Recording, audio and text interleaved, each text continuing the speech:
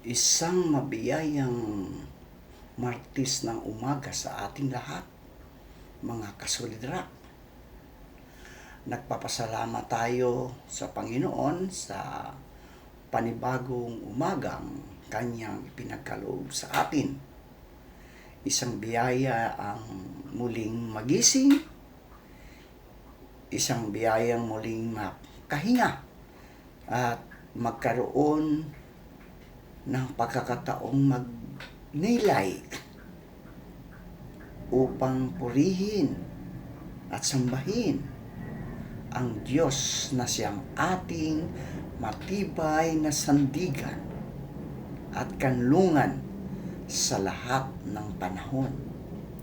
Sa gitna ng mga pagsubok, alalahanin natin na si Kristo ang ating the solid rock, ang matatag na pundasyon ng ating pananampalataya. Maaring magbago ang mga sitwasyon sa ating paligid, ngunit ang pag-ibig, katapatan at mga pangako ng Diyos ay nanatiling hindi nagbabago. Sa umagang ito, mga kasolidra, ihanda natin ang ating mga puso at isipan. Iwan muna natin ang ating mga alalahanin at ituon ang ating pansin sa Panginoon. Naway ang ating mga awitin, panalangin at pagninilay sa Kanyang salita ay maging daan upang lalo tayong mapalapit sa Kanya at makatanggap ng bagong lakas, pag-asa at inspirasyon para sa araw-araw. Samahan ninyo ako sa pananalangin, mga kasolidra. Aming mapagmahal at makapangyarihang Diyos, lumalapit kami sa iyo na may mapagpakumbabang puso sa gitna ng mga pagsubok, suliranin at mga pasaning aming dinadala. Ikaw ang aming kanlungan at kalakasan. Maraming pagkakataon na kami ay nanghihina, nababalot ng pag-alala at nawala ng pag-asa. Ngunit naniniwala kami na hindi mo kami iniiwan ni pinababayaan. Panginoon, bigyan mo kami ng lakas upang mapagtagumpayan ang mga hamon ng buhay. Punuin mo ang aming puso ng kapayapaan at pagtitiwala sa iyong mga pangako. Tulungan mo kami manatiling matatag sa pananampalataya at huwag mawalan ng pag-asa sapagkat ikaw ang Diyos na tapat at mahabagin. Sa mga sandaling kami ay nalulungkot at nabibigatan, ipadama mo ang iyong presensya at pag-ibig. Turuan mo kaming maghintay ng may pagtitiis at patuloy na magtiwala sa iyong kalooban. Sapagkat alam naming may mabuting layunin ka sa lahat ng bagay. Dalangin din namin na ang lahat ng dumaranas ng karamdaman, kahirapan at iba't ibang pagsubok, pagkalooban mo sila ng kagalingan, lakas at pag-asa. Naway sa bawat unos na aming pinagdaraanan, lalo kaming mapalapit sa iyo at mas makilala ang iyong katapatan. Ang lahat ng ito ay aming hinihiling sa makapangyarihang pangalan ni Jesucristo, aming Panginoon at tagapagligtas. Amen. Ang ating pagninilayan ngayong umaga ng Martes, mga kasolidrak, ay matatagpuan sa awit 33, talatang 12. Ito po ang sinasabi. Mapalad ang bansang ang Diyos ay Panginoon, ang bayang pinili niya upang maging kanyang mana. Pinagpala na po tayo sa pagkabasa at pagkarinig ng kanyang mga salita. Mga kasulidra, magandang umaga. Sa ating pagninilay ngayong umaga, sa ating morning devotion, makikita natin na ang talatang ito ay nagpaalala sa atin na ang tunay na pagpapala ng isang bansa ay hindi nasusukat sa dami ng kayamanan. Hindi nasusukat sa dami ng lakas ng ekonomiya o kapangyarihan militar. Ang tunay na kaligayahan at kasaganaan ng isang bayan ay nakasalalay sa pagkilala nito sa Diyos bilang Panginoon.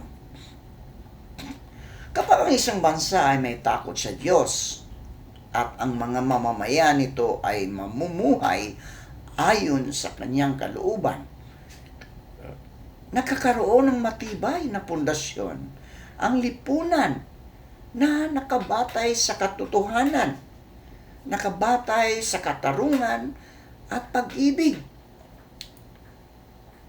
Hindi nangangahulugan na ang isang bansang kumikilala sa Diyos ay hindi na makakaranas ng mga suliranin, mga pagsubok.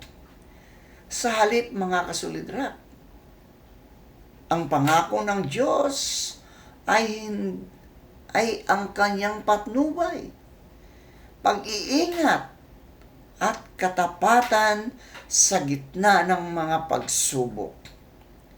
Sa kasaysayan, maraming bansa ang nakaranas ng pag-unlad at kapayapaan ng ang kanilang mga mamayan ay namuhay ng may pananampalataya, pagkakaisa at paggalang sa mga utos ng Diyos. Subalit, kapag ang tao ay lumalayo sa Kanya at inuuna ang sariling kagustuhan, kadalasan sumusunod ang pagkakawatak-watak, kawalan ng katarungan at kaguluhan. Ang awit 33, talatang 12, ay hindi lamang mensahe para sa mga pinuno ng bansa, kundi para sa bawat mamamayan. Ang pagbabago ng isang bayan ay nagsisimula sa pagbabago ng puso ng bawat isa sa atin. Ang isang bansang matuwid ay nabubuo sa pamagitan ng mga mamamayang may takot sa Diyos, may malasakit sa kapwa, at may pagnanais na mamuhay ng may integridad. Bilang mga Kristiyano, mga kasolidra, tayo ay tinatawag na maging ilaw at asin ng sanlibutan. Mga taong nagpapakita ng pag-ibig, katapatan at katarungan sa ating tahanan, sa ating paaralan, sa ating trabaho, at sa ating pamayanan. Sa panahon ng mga crisis, kaguluhan, at mga hamon na kinakaharap ng ating bansa, ang awit 33, talatang 12, ay nagbibigay sa atin ng pag-asa. Nagbibigay sa atin ng pag-asa. Ang tunay na pag-asa ng isang bayan ay hindi lamang matatagpuan sa mga programa ng pamahalaan o sa kakayahan ng tao, kundi sa Diyos na siyang pinagmumulan ng katarungan at kapayapaan. Ang panalangin, ang pagsunod sa kanyang salita at pagkakaisa ng mga mamamayan sa paggawa ng mabuti ay mahalagang bahagi ng pagtatayo ng isang bansang pinagpapala ng Panginoon. Naway maging paalala sa atin ang talatang ito na ipinalangin ang ating bansa. Igalang ang mga namumuno at gawin ang ating bahagi bilang mga tapat na mamamayan at lingkod ng Diyos. Huwag nating kalimutan na ang isang bansang kumikilala sa Diyos bilang Panginoon ay pinagkakalooban niya ng kaniyang biyaya at patnubay. At habang patuloy tayong nagtitiwala sa Kanya, nanatili ang ating pag-asa na ang ating bayan ay magiging isang bansang may kapayapaan, may pagkakaisa, at may katarungan at pag-ibig na nakasintro sa Diyos. Mapalad ang bansang ang Diyos ang Panginoon sapagkat sa Kanya matatagpuan ang tunay na pag-asa, tunay na kaligtasan at tunay na pagpapala. Tayo po ay manalangin.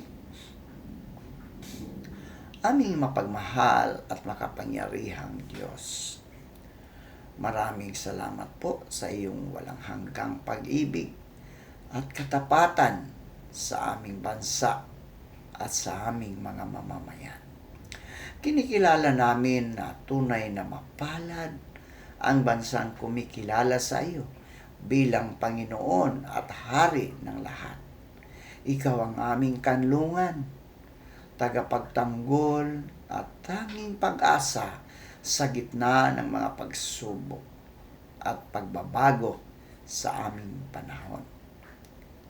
Ama, dalangin namin na patuloy mong gabayan ang aming bansa. Bigyan mo ng karunungan, bigyan mo ng katapatan, at bigyan mo ng takot sa iyo ang aming mga pinuno upang mamuno sila ng may katarungan, ng may malasakit at integridad. Pagkaisahin mo ang aming mga mamamayan upang manaig ang pagmamahalan, manaig ang paggalang at pagkakaisa sa halip na pagkawatak-watak at hidwaan. Panginoon, patawarin mo kami sa mga panahong kami ay lumalayo sa iyong mga kalooban. Linisin mo ang aming mga puso at ibalik mo sa amin ang pananampalataya at pagsunod sa iyo. Naway ang bawat tahanan, bawat simbahan, at bawat pamayanan ay maging daan upang maipahayag ang iyong kabutihan at katotohanan. Ipinapanalangin namin ang kapayapaan at kaunlaran at kaligtasan ng aming bansa. Ingatan mo ang mga pamilya, mga manggagawa, mga kabataan, mga matatanda, at ang lahat ng naglilingkod para sa ikabubuti ng sambayanan. Patuloy mo ipagkaloob ang iyong biyaya upang kami ay maging isang bansang nagbibigay ng karangalan at kaluwalhatian sa iyong pangalan. Ang lahat ng ito ay aming hinihiling sa pangalan ni Jesucristo na aming Diyos at tagapagligtas. Amen. Amen.